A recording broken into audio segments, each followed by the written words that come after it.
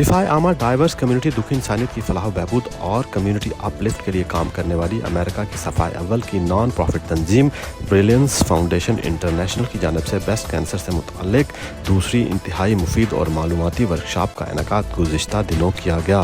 Brilliance foundation international और fusion community centre की जानब से मुनक़िदा इस वर्कशॉप में ख़वातीन और डॉक्टर्स की एक बहुत बड़ी तादाद ने शिरकत की और ख़वातीन में ब्रेस्ट कैंसर से बचाव के लिए हिफाजती तदाबीर और प्रिवेंटिव केयर के हवाले से मालूमात फराम की। आइए देखते हैं एक एक्सक्लूसिव रिपोर्ट। बिस्मिल्लाहिर्रहमानिर्रहीम। मैं इस वक्त न्यू जर्सी के एक बहुत खूबसूरत से इलाके में हूँ और मेरे साथ मेरे कैमरामैन अब्दुल खान साहब हैं।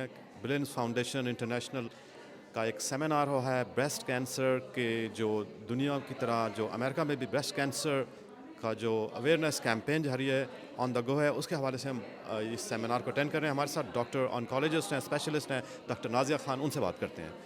अस्सलाम वालेकुम एवरीवन, मैं नाजिया खान, डॉक्टर नाजिया खान पिछले कई अरसे से मेडिकल ऑन्कोलॉजी और हीमेटोलॉजी प्रैक्टिस कर रही हूँ और मेरा स्पेशल फोकस है ब्रेस्ट ऑन्कोलॉजी में। ये एक ऐसा एक कैंसर है जो दुनिया में सबसे ख़ास तौर से ख़वातीन में सबसे ज़्यादा कॉमन कैंसर है, इसीलिए हम इसकी अवेयरनेस बढ़ा रहे हैं। और आज का जो ये इवेंट ऑर्गेनाइज़ हुआ है, I am very thankful to doctor Kazmi जिन्होंने ये इनिशिएटिव लिया कि हम अपनी कम्युनिटी में इसकी अवेयरनेस बढ़ाएं। स्पेशली जो हमारी साउथ ईस्ट एशियन कम्युनिटी है उसमें काफ़ी ज़्यादा इसका नंबर बढ़ा है।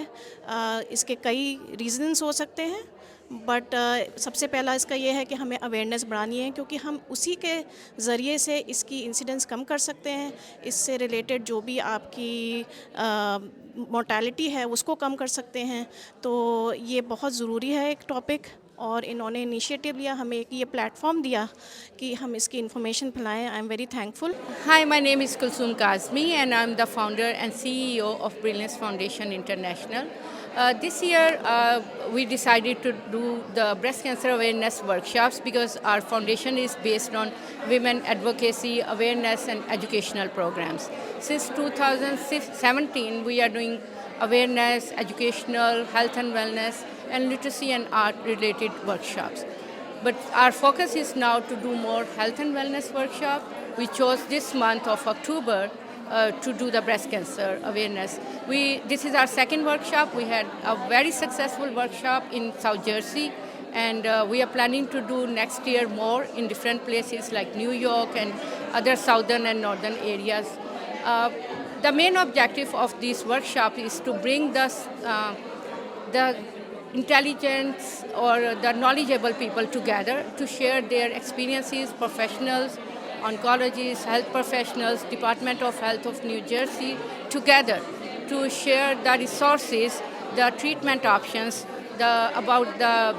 how we can tackle this breast cancer trauma, emotional trauma, physical trauma, and the treatment options we want to discuss. So that's the main objective. And since I have an amazing team, 2 chapters, and we are working tirelessly to bring this platform more useful and valuable, both to share the knowledge and to share the resources. Yeah, good afternoon. I'm Amir Zaman. I'm a medical oncologist and hematologist.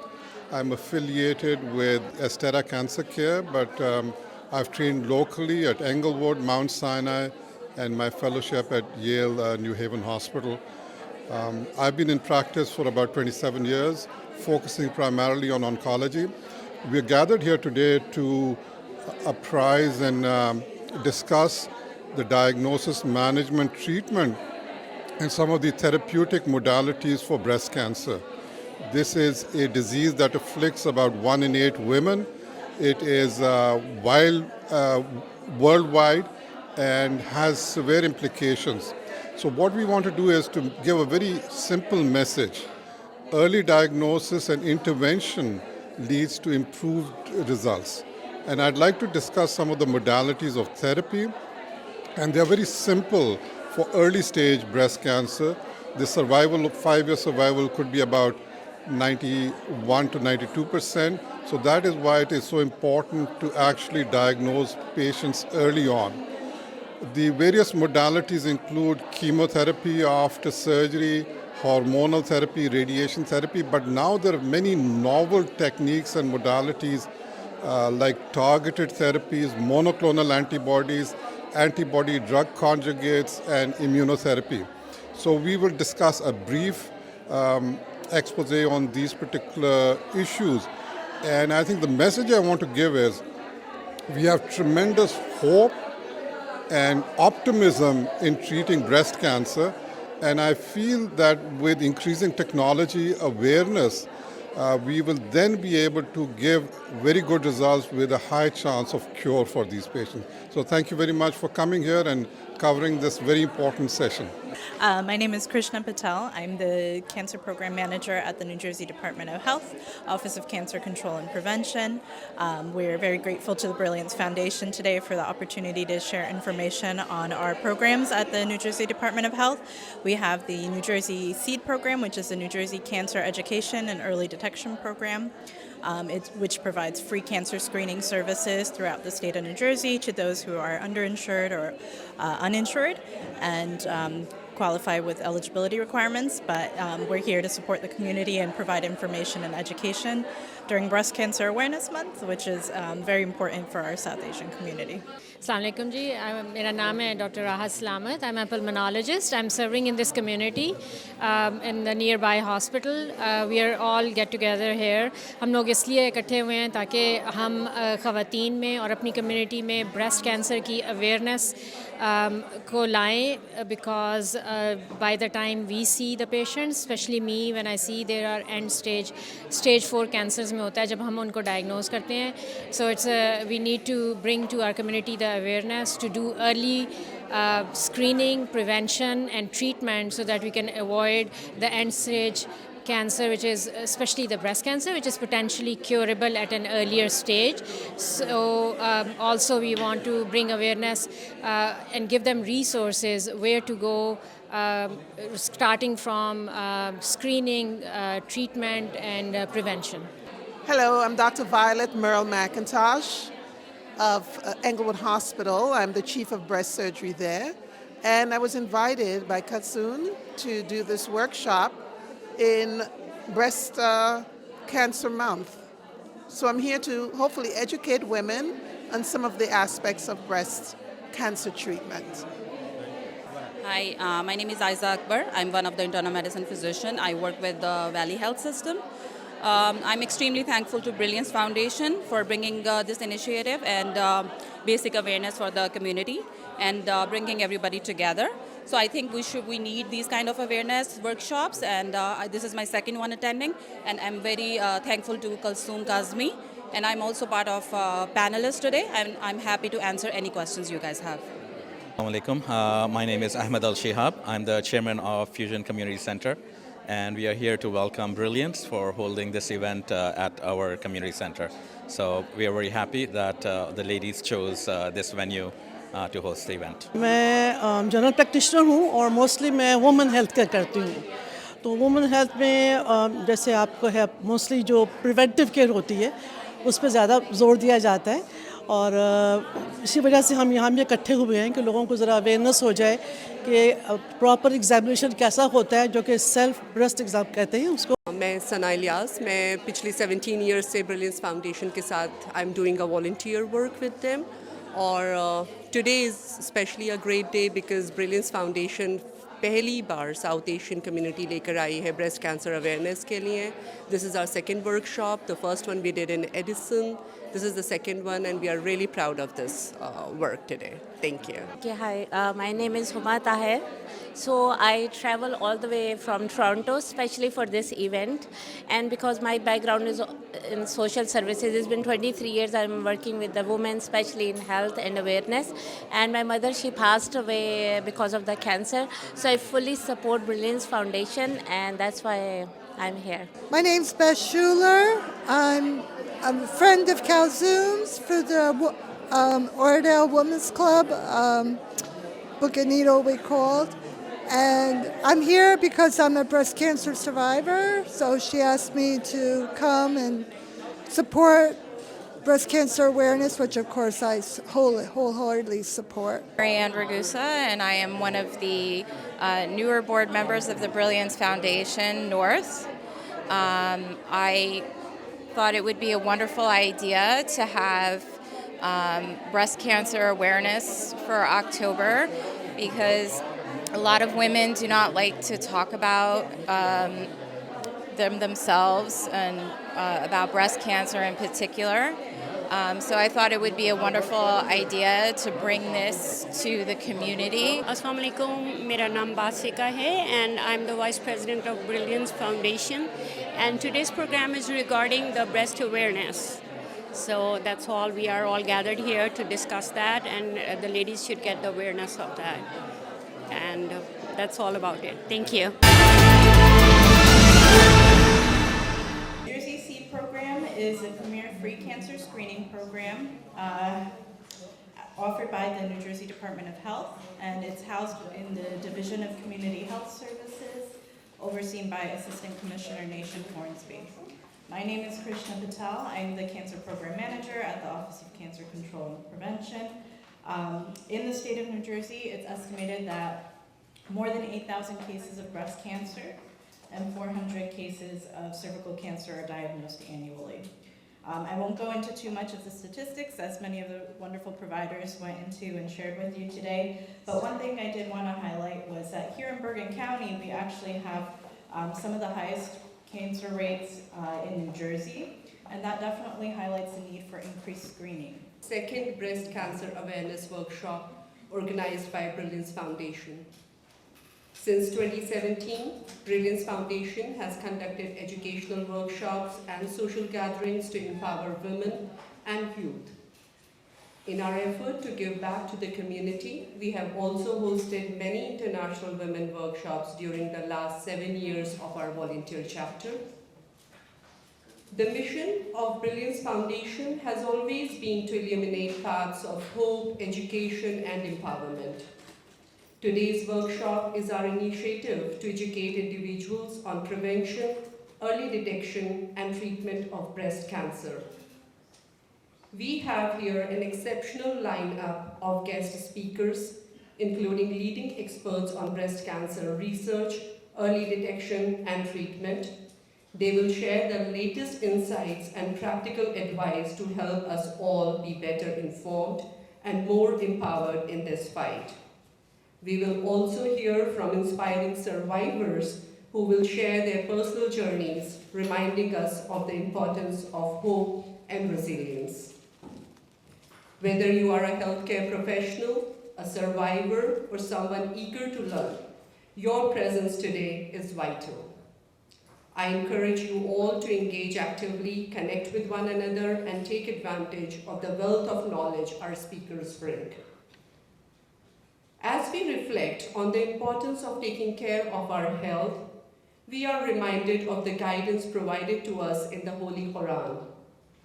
In chapter 2, verse number 195, Almighty Allah instructs, "And do not throw yourselves with your own hands into destruction, and do good. Indeed, Allah loves the doers of good."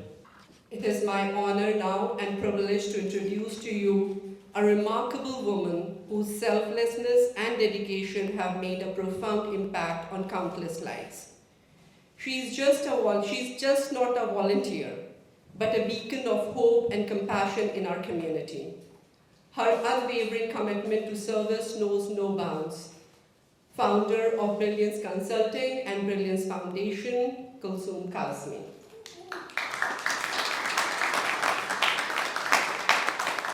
I would like to say thank you everyone for joining us today. So I would like to begin by expressing my gratitude to everyone for being here for this noble cause. Since 2017, Brilliance chapter, and then since 2020, Foundation is doing immense work with my co-team members in different categories with women health and wellness programs, both in person and online. We never stopped our work because since during COVID we became an organization, so we continue our online, and as soon we get gap, we have the outdoor summer camps and other programs, which community is well aware of that. But now we are expanding into a new era by offering free health and wellness awareness workshops quarterly to continue serving our communities. Breast cancer is the most common cancer in women aside from skin cancer. 1 in 8 women, or approximately 13% of the female population in US, and similarly worldwide will develop breast cancer or similar diseases in their lifetime. Cancer awareness workshops are essential for several reasons. They will provide accurate information on cancer, its risk factors, prevention, treatment, and helping dispel myths.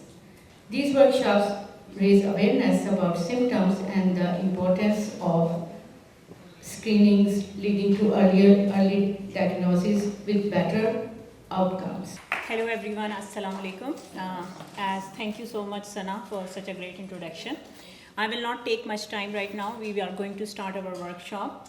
First I want to invite Dr. Nazia Khan. I just want to briefly tell you about her. She is a distinguished hematologist and oncologist, and she has a lot of honors on her board. She is affiliated with the St. Joseph Health System and currently with the Atlantic Health System. She started the cancer center at the St. Mary Hospital, and she did a lot for the cancer patients, especially in the southern New Jersey area. Her main interest is in the breast cancer field, and she's providing the excellent service. So I will invite Nazia Khan to come here, and she will tell us about the breast cancer risk factor and what are the guidelines for the screening. Hello, good afternoon. Thank you firstly for Fusion and Brilliance Foundation for giving me this platform to discuss a topic which is very close to me. October in general is a special month because it gives us the opportunity to give back to our community and bring forth the latest guidelines and the latest data in this field, which we have had tremendous research both in terms of detection and in terms of treatment. So thanks Medina for a lovely introduction. Yes, I've been a Jersey girl now for most of my life. I've been in St. Joe's and now more recently have been with Atlantic Health, where we do focus on breast cancer diagnosis, treatment, but also on high-risk clinics in conjunction with our breast surgical oncology colleagues. So to start with, just to give a brief background as to why we are talking about this, breast cancer is now the #1 cancer in the women, both in US and globally, accounting for almost 30% of all cancer cases in the women population. In 2024, estimated there will be around 370,000 breast cancer diagnoses, and out of which there will be around 44,000 breast cancer related deaths. So that's the reason we are all sitting here. It is still the #2 cause of cancer related mortality in women after lung cancer. We all know 1 in 8 women will be diagnosed with breast cancer in their lifetime, and 1 in 43 will die of breast cancer, which makes it 2.3% cancer-related mortality. So in this regard, I also want to bring forth something interesting. In the last decade, there has been an increase in the incidence of breast cancer at a rate of 1% annual increase in incidence of breast cancer in the US. What is interesting in this and why I'm bringing this up, that the steep rise in this incidence was seen in women less than 50 years of age, who had a 1.4% increase in their incidence. And that's the reason that our screening guidelines are now changing. They recognize this fact and they're changing them. Another interesting fact, given the demographics that we have in this room here today, I want to bring forth. There was a 2.6%, so almost more than double the US average increase in the annual incidence in the Asian American women. So this has been attributed to several factors. Increased immigration is one of them. Also, it has been attributed to certain lifestyle changes, being it higher rising BMI or changes in reproductive lifestyles. So why we are also talking about screening, why there's so much focus on screening is, so percentage of women who are alive with a breast cancer diagnosis at 5 years, it's called a 5-year survival rate. So this is important because breast cancer on an average in more than 60% of cases is diagnosed at a stage where it's still localized, meaning it's still localized to one breast, where in US, women with invasive breast cancer have an average 5-year survival rate of around 91%. This falls to 84% at 10 years. Now, however, if the disease becomes more advanced, meaning it spreads locally to your lymph nodes, this number falls down. So if the breast cancer is localized to one breast, no lymph node involvement, your 5-year survival rate would be 99%, which is a great number. However, it falls down to only 87% if it goes to your lymph nodes. And this number falls down drastically to a mere 32% 5-year survival rate if it has already spread distant. So, in my practice, that's why it breaks my heart when women come with a stage 4 diagnosis, especially given the advances and the stress on screening that we have now. Because breast cancer is not a sole diagnosis, it's not an individual diagnosis. It affects the community, affects your family. So, it's worth, taking this initiative, and that's why the importance of breast cancer awareness. But all is not done and dreary. There have been significant advancements. There has been a more than 40% fall in mortality related to breast cancer between 1989 to just 2020. And this has been mainly because of two factors, which are almost equal. First is increased and better screening services, and the second is obviously significant advances in the field of breast cancer treatment. Coming now to palpation, meaning feeling a lump, because lump is the most common finding of breast cancer. Breasts in general have a bumpy texture, and that's why it's important to know your normal, what is called breast awareness. It has to be done in a proper position with the pulp of your fingers, and you have to go systematically, starting from the nipple, covering all the breast in one direction and going to your armpit. Lumps that feel harder or are not very mobile, they are fixed. Those are the ones that are more serious and need attention right away. So this brings us, then why screen for breast cancer?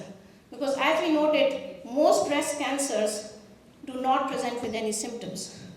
And as you can see in this slide, the difference in the size of an average size lump which is found by a woman on a routine breast self-examination as compared to as detected by a mammogram, you can never feel that. Even a clinician can never feel that.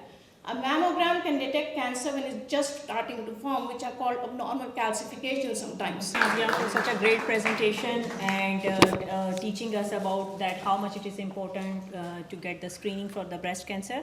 Now I want to invite Dr. McIntosh. I'm here to answer two questions. One has to do with the types of biopsies, and the other has to do with the types of surgeries and possible complications. So, when I started training many years ago, the majority of women were diagnosed with breast cancer based on a surgical biopsy. The woman came in, she felt a lump, she was taken to surgery. Or she had a mammogram, something was seen, it was localized, she was taken to surgery. Thankfully, nowadays, the majority of our biopsies are done with a needle, by the radiologist, by the mammographer, occasionally by the surgeon in the office. And our first slide talks about fine needle aspirations. A fine needle aspiration works well if a patient is young, they come in, there is a mass, you think it may be a cyst. It's 5 o'clock in the afternoon, the center is closed, you can't send them for any studies, but you want this patient to go home, feeling more relaxed. You can put a needle in. If it's a cyst, you draw a fluid, the mass disappears. You will bring that patient back for an ultrasound, but at least that patient leaves there knowing that I most likely do not have cancer.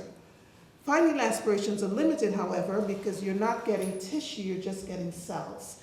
And if you need tissue, then you are going to have a problem. So the next best thing would be a core needle biopsy, where it's a larger needle, which actually takes pieces of a mass that you can look at under the microscope. You can also save that tissue for the future for additional screening. Most of these are done under ultrasound guidance. The patient has a mammogram, a mass is seen, the ultrasound is done, the needle goes into the mass under the ultrasound vision, and you can tell that you're in the mass and you can tell exactly what's going on.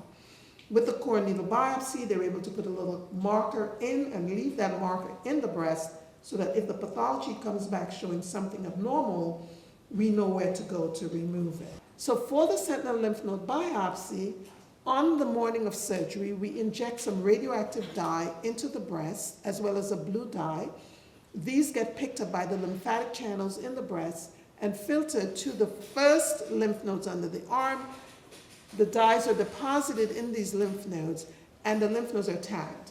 Sometimes only one lymph node will pick up the dye, sometimes 3, as many as 5. I hope you all are learning a lot. October, as Dr. Khan alluded to, is a month for breast cancer awareness, and I think awareness is power. So the more you know, the more chances you have to do better in your health and in your treatment.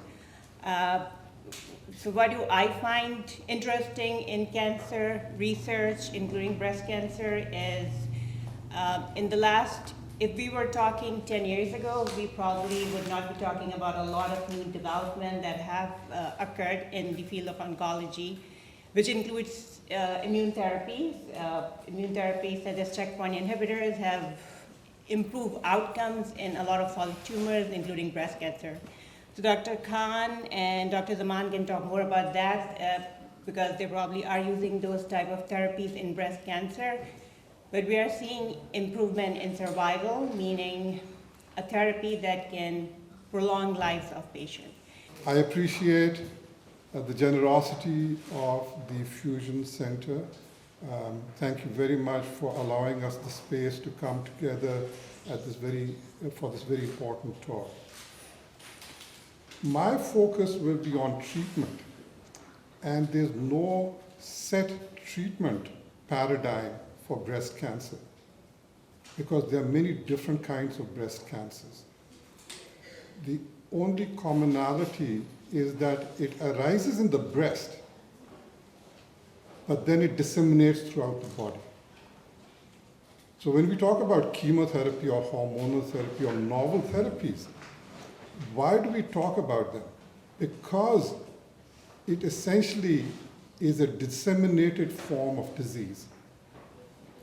And that is why it is important to detect it early in an attempt to cure it so that you can minimize its systemic impact.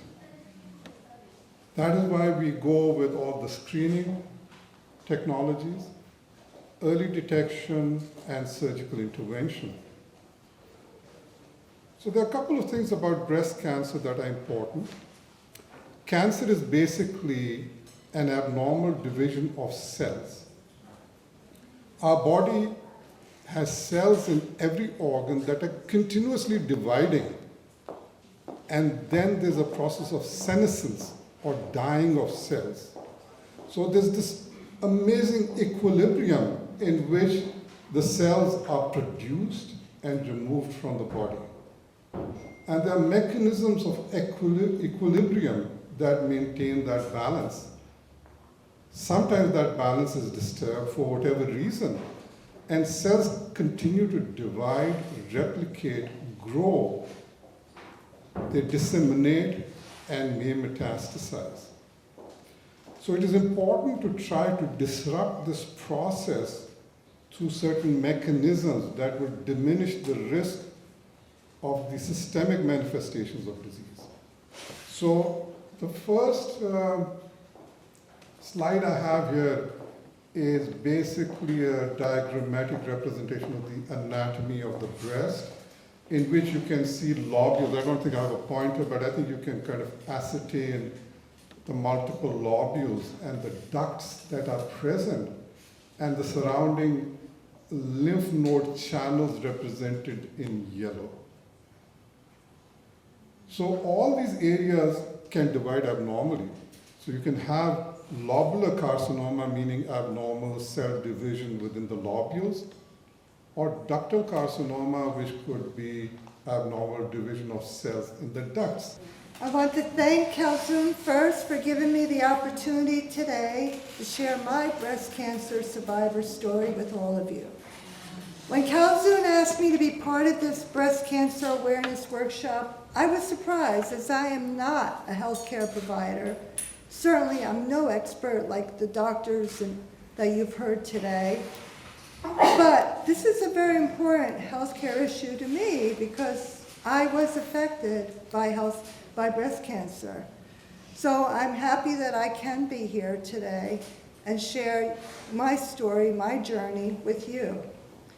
And I hope that with hearing about my 10-year survivor story, that will help you eliminate your fears about breast cancer. We've heard all about the statistics, so you know that 1 in 8 women in the US, which is about 12%, will develop invasive breast cancer over the course of their lifetime. In December 2014, almost 10 years ago, I became one of those 8 women when I was diagnosed with stage 1 invasive ductal carcinoma, which is one of the most common types of breast cancer that we have heard about. So as primary care provider, I get asked a lot, why do I need screening? I see a lot of patients who are walking around with lump and they don't want to get screened because they don't want to live with that idea of having cancer in their life. They want to just get diagnosed later in life when it's the end stage and go away. I have seen a lot of people like that, so I encourage them to get screened because it's modern era, it's modern medicine. You can get medication, you can get lumpectomy, you can get radiation, and treatment is far better than what we had 20 years ago. I had a patient who had mastitis while breastfeeding, and she was living with that lump for 3 years. She thought it's related to that condition and it will go away at some point. And I screened her and we diagnosed her with stage 2 cancer. She lived and she's cancer free, she's on watch list, and I'm proud of her that she was ready to get screened at right time and we were able to save her life. Other problem these days, patients with COVID vaccine, they get lymph node in their axilla and they don't want to get screened because they think it's related to COVID vaccine and it could be nothing. So they are right, it could be related to vaccine, but sometimes it could be cancer, so you should go ahead and get screened and diagnosed at early stage. And coming back to Dr. Khan's presentation, she was recommending about right age of screening. So the magic number is 40, get up and go get your mammogram, and also spread the awareness. If you are aware and you got your mammogram, you have to tell the family back home in Pakistan, Bangladesh, India, because awareness is not as great as here, and they need to know. They need to get screened and we have to save them as well. Good afternoon, Assalamu alaikum, and hello everyone. I am a pulmonologist, and I'm standing here not as a physician but as a family member who my sister was diagnosed with breast cancer. I can tell you I do not know of any 6-letter word other than cancer who can change your life within a split second. You are never going to be the same person or your loved one. You're never going to wake up the next morning taking life for granted, worrying about the mundane things in life. Nothing like a diagnosis of cancer can put you more or make you more acutely aware of your mortality as well as your loved one's mortality. We never wake up, we don't think about our mortality, but it puts you right there and you approach life differently from that day onwards. Nothing that you took for granted will ever be the same for you. Buying something for them tomorrow, take them to the doctor. Do it yourself first, then you will be the care provider for other people. Second, when you are diagnosed with this cancer, you have to understand and give that person time to cope with it. It is not easy. Today you wake up and you see, maybe in 10 years I will not be here for my kids, for my family. What I'm going to go through. So we expect other people to be, socially appropriate to you or have some social reactions. You have to just be there. Let them cope with this. Be there for support, whatever they need. If they cannot talk to you, they do not pick up your call, do not read anything into it. They have started on a roller coaster of emotions, and their families. We all go through the emotions of grief. It starts with denial, anger.